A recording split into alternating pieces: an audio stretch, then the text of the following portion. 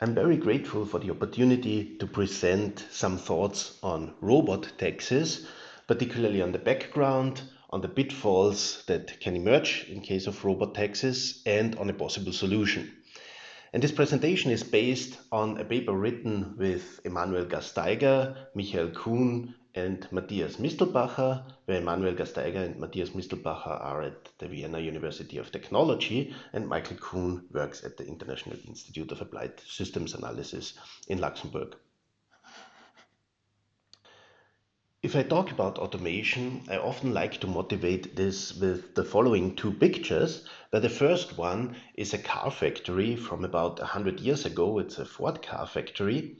And we see that production takes place as we in economics used to model it with the Cobb-Douglas production function, where you have two types of production factors, human workers on the one hand and physical capital in the form of this assembly line on the other.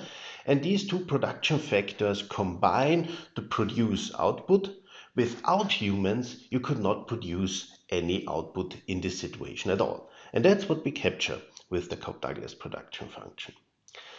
Now, if we fast forward 100 years and Google modern car factory nowadays, then the picture that we get will look similar like this one here, where we do not see any humans anymore. Instead, we see two different types of capital. The first is still this assembly line, which I would call traditional physical capital, and the other is these industrial robots here, which I would call automation capital. And actually, for the first time in history, it becomes possible that physical capital on its own produces output without the need of any human labor input. So here we see a fence. Humans are not even allowed to enter this because it's too dangerous. And we see that this is not anymore captured by the standard Cobb-Douglas production function, but you can augment it where you have a perfect substitute for labor in the production process, which would be the industrial robots here. And in the accumulation process, however, these industrial robots have the same properties as physical capital. So investors buy it, and the incomes that they earn, they flow to the capital owners, and so on and so forth. And this already makes clear that this has very strong economic implications. However, automation by means of industrial robots is just one form of automation. This is the form of automation that is very well suited to automate mass production, as we've just seen in the picture, where industrial robots substitute for the humans along an assembly line and mainly perform rather repetitive manual tasks. However, other automation technologies have made huge progress in other areas of automation. For example, 3D printers that are very well suited to automate customized production. For example, in terms of medical implants or hearing aids, where each of these outputs basically has to be customized to the person who buys it. And each hearing aid is different from another one. And how this is done nowadays is that one that makes a scan of the ear and then sends the scan to the 3D printer that prints the hearing aid. And previously, this was a very labor intensive process. Autonomous driving is here because that could automate yet another area, logistics and transportation. And this is particularly important because transportation is one area where there are many people employed. So there are many truck drivers in the different countries. So it could have potentially quite strong effects on labor markets. And of course, cognitive work, as we all know, is also not immune to automation. Artificial intelligence has made a lot of progress in the last years, and this is clear to everybody since ChatGPT went online in 2022. And we have the situation where certain tasks are already made by artificial intelligence in a much more efficient way than humans could ever do it. For example, making diagnosis, that's a pattern recognition exercise basically, in which AI algorithms are very good at. Associating symptoms to certain diseases, that's something where these algorithms excel. writing, summarizing, and translating texts. We all know that this works very well nowadays. And programming is something that is particularly to mention here because that's a kind of structured text, much more structured than other texts. So it's even simpler for large language models to forecast the next word in such a program. And therefore, they are very good at writing programs already and to substitute for coding and increase productivity in coding by a large amount. And even in research, materials science, drug development, and so on, automation is taking place in terms of artificial intelligence and raises productivity. However, automation is a comparatively recent phenomenon. We have here the number of industrial robots worldwide according to the International Federation of Robotics data. And the first robot was used in the 1960s, but throughout the 1970s and 1980s, actually, the number of operative industrial robots worldwide was still quite low and actually negligible. Only since the 1980s, since the mid of the 1980s, growth has started, but it was still quite sluggish initially. And only since the global financial and economic crisis between 2007 and 2009, we see a takeoff where the number of robots has quadrupled from 2010 to 2022, basically. And we have seen growth rates at the order of 10 to 15% per year, which is much faster than growth of the labor force in any country, growth of the population size, or growth of per capita GDP for that matter. So we really see an intensification of automation going on.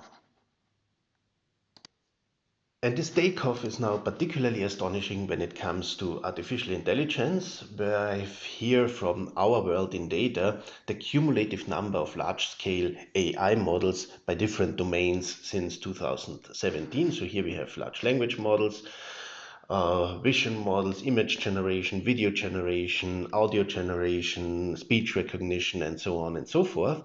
And we see that actually before 2020, there was not much going on. Then there was an increase, particularly in the number of large language models. And then since 2022, there is really a takeoff going on in terms of artificial intelligence models worldwide. So the number of models has increased tremendously, not only for large language models, but particularly so for them, but also in certain other domains. Now, the number of AI models alone would perhaps not be that impressive, but in combination with what AI can already do, that's really quite a change. So we have here a diagram that shows the performance of artificial intelligence in certain domains as compared to humans. So human performance is normalized here to 0. And we have time from 1998 to 2023, where we see that the performance of AI models was vastly inferior to human performance until around the beginning 2010s. Then it started that in certain domains, humans were overtaken by artificial intelligence, and now in actually almost all of them, artificial intelligence is performing better than humans. And predictive reasoning is the latest one that approached the human performance level here.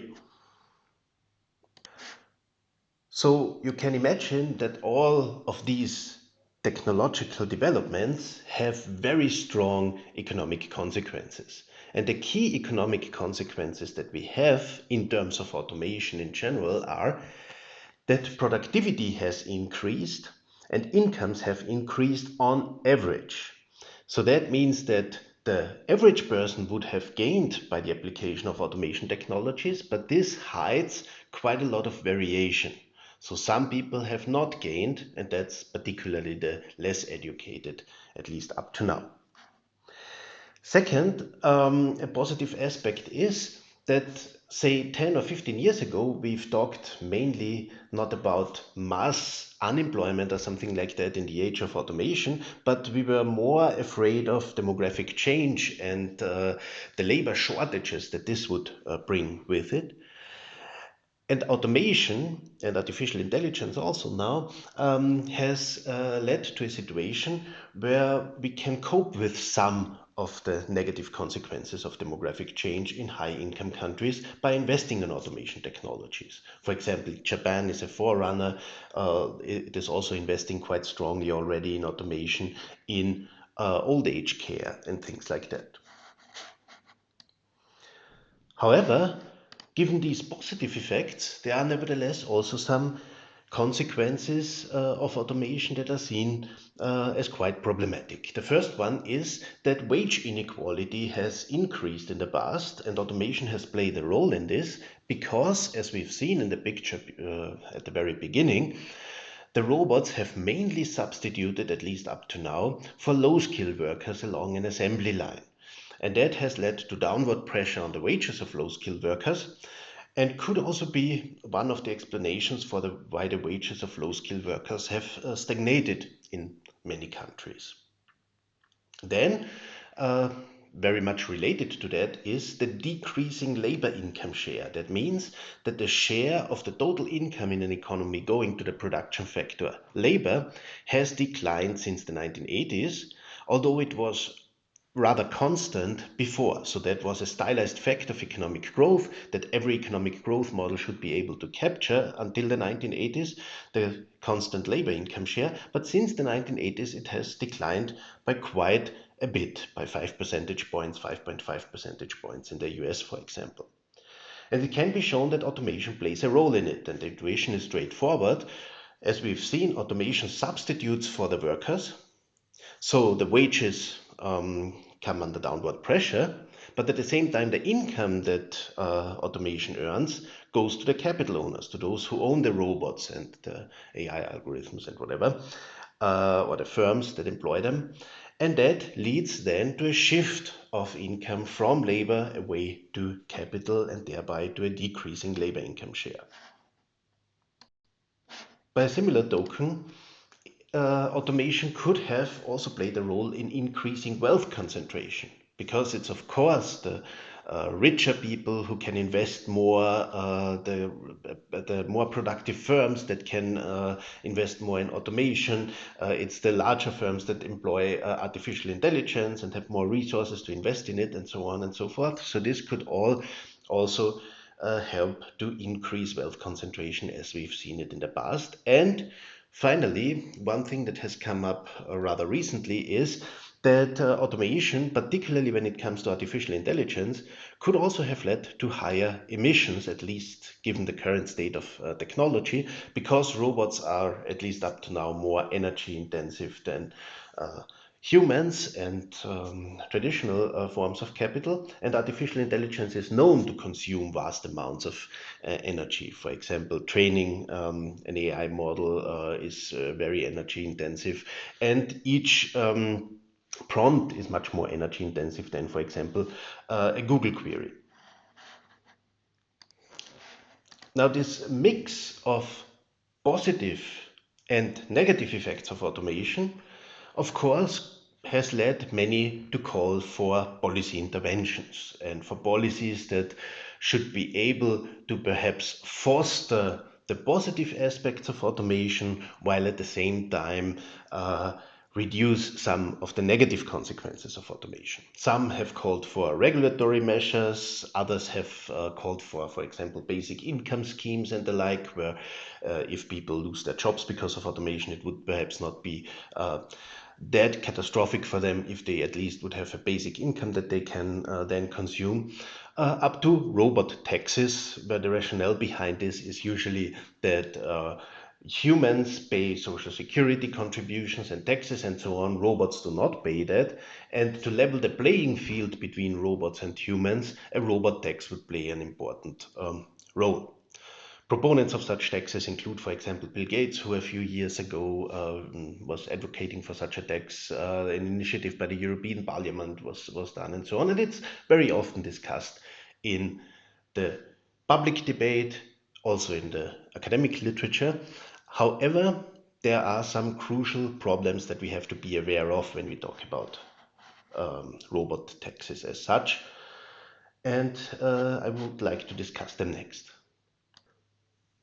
Now, perhaps the most fundamental issue is the definition, what counts as a robot. A robot has a straightforward definition actually. It must be movable along three axes and be reprogrammable and so on and so forth. But this definition also already shows that there would be ways to circumvent the text by just changing the robot in a way that it does not conform to the definition anymore. Or what do we think about automation technologies in general? So robots would be covered, but 3D printers would not be covered because they do not fulfill the definition of automation. What about self-driving cars? Are they robots or not? How would you tax them? And that's particularly a problem, of course, when it comes to artificial intelligence. So there is not really an entity that you could tax there. You could not really tax a ChatGPT prompt or whatever. So the fundamental issue is you just do not know what you should tax as such. And even if you have a definition, and even if you can really identify a robot, then, for example, a firm could produce, if there is a tax on the robot, could produce a larger connected robot and claim that this is, I don't know, just one robot and things like that. So there are many ways of circumventing it. Then there is the legal issue. How would you justify to tax robots differently than other forms of capital? So I'm not sure that this would be possible as such. And there are, of course, crucial welfare considerations. Because, as we've seen, automation raises income and welfare on average, and so taxing it could be very counterproductive.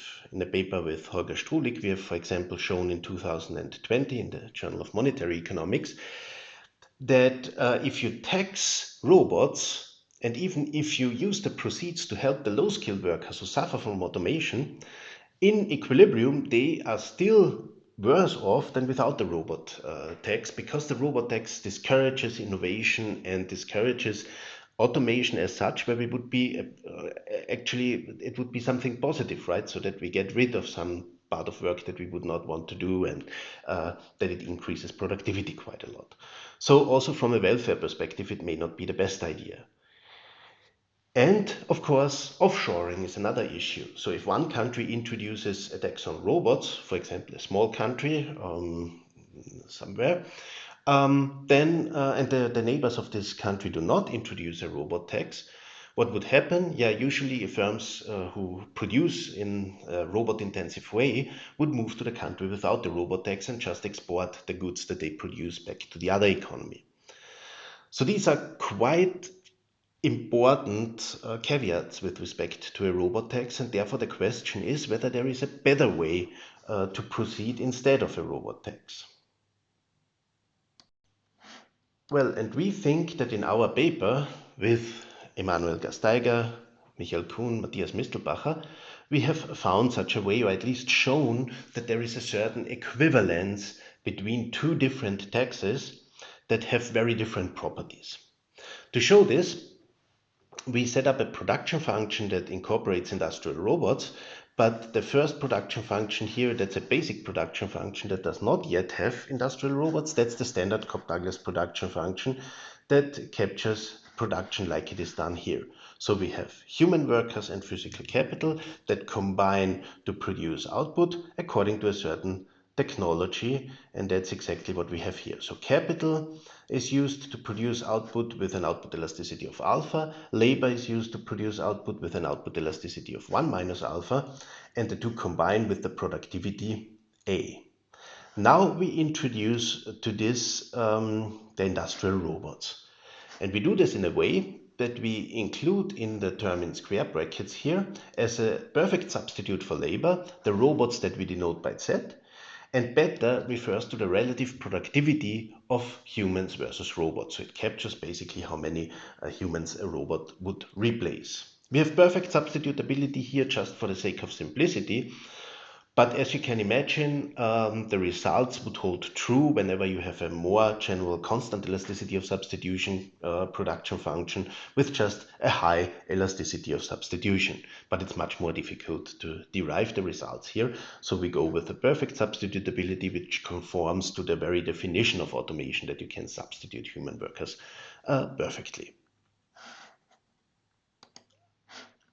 Now, in a standard model, we would have that the profits of a firm are given by pi t, denoted by pi t, and given by the price of the product that the firm produces, multiplied by the output of the firm, which is our production function. So if this is a representative firm, so we would have revenues of the firm here, and revenues are the positive part of profits, but we have to subtract the costs of production to get to the profits as such. So we have to subtract the wages that the firm pays out to the workers, so the wage rate multiplied by the number of workers.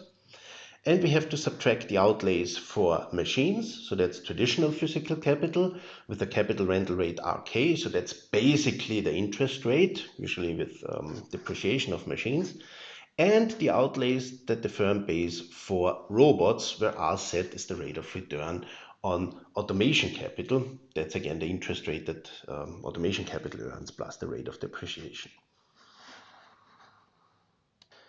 So that's the traditional profit function of a firm if we have production with humans and with robots. What we introduce now to this setting is the notion that production with robots and with physical capital needs a certain additional input, namely electricity. Machines do not run without electricity, robots do not run without electricity.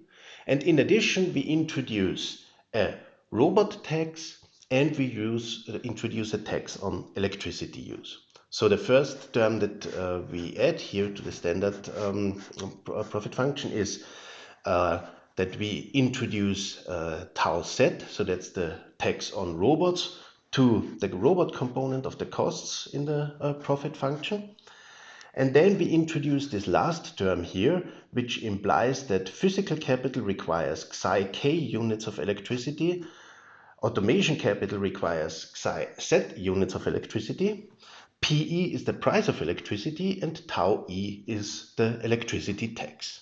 So we have now here the profits of a firm that produces output and earns revenue with automation technologies and traditional physical capital.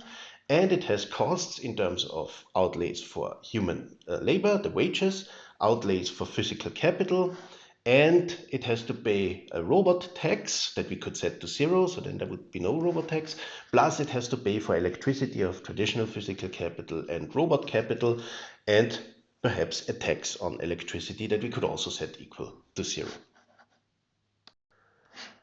With this setting, we can now derive our main results. I did not put all the derivations here, they can be found in the paper, but the main results are that as long as automation capital is more electricity intensive than traditional physical capital, which we show is still the case with industrial robots, and particularly when it comes to AI, it's likely that this is fulfilled, then high energy prices and high electricity taxes would both hamper automation. But perhaps even more importantly, we can show that an electricity tax has comparable effects to a robot tax when it comes to the accumulation of the different types of capital and then also by extension the use of labor. So this means that a robot tax can actually be substituted for by an electricity tax, and we get the same results, but the electricity tax has the crucial advantages that it is much easier to implement, so it's used in many countries. There is no issue that it relies on the definition of robots or whatsoever. So it's a tested tax actually that we already know how to deal with, and it would also not generate any legal issues because it doesn't treat different types of electricity or capital or whatever differently from one another. So all this leads to the conclusion that we can come to a similar outcome as in the case with a robot tax when we apply an electricity tax, but it has additional advantages in the terms that can be straightforwardly implemented. There is no need to agree on the definition for robots in the first place. Then there would be no legal issues, so an electricity tax does not discriminate between different types of capital and so on. It would perhaps also foster cleaner and more efficient production. So since electricity is often still produced with fossil fuels and so on, this could help to foster such a more efficient production process so that robots become more efficient and so on. And if it is applied as a CO2 tax, it may even foster a shift from CO2 polluting production of electricity towards cleaner production of electricity. And in terms of welfare, that implies that the equity efficiency trade-off of a robot tax is at least alleviated to some degree if we tax pollution or electricity instead of robot use per se. Thank you very much for your interest in the discussion of how to tax robots.